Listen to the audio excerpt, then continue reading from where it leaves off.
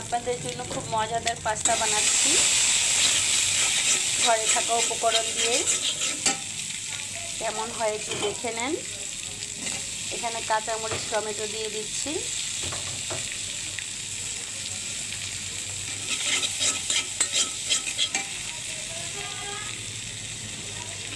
একটা ডিম দিয়ে ফেটিয়ে এগুলো ম্যারিনেট করে নিচ্ছি খুব সুন্দর করে, ভাজা ভাজা করছি।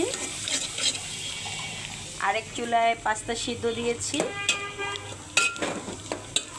সিদ্ধ হয়ে গিয়েছে।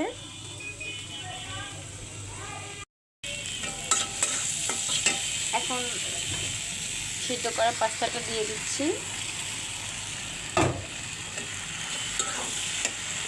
একটু সয়া সস দিয়ে দিচ্ছি। বাস আমার হয়ে গেল ঝটপট। আমার সম্পূর্ণ পাস্তাটা হয়ে গিয়েছে। এত মজা হয়েছে আমি আপনাকে বোঝাতে পারবো না। এখানে কোনো প্রকারের মাংস দেওয়া হয়নি, শুধু ঘরে থাকা উপকরণ দিয়ে করেছি। টমেটো সস দিয়েছি হলো 1 প্যাকেট, আর সয়া সস দিয়েছি 2 চামচ টি টেবিলে।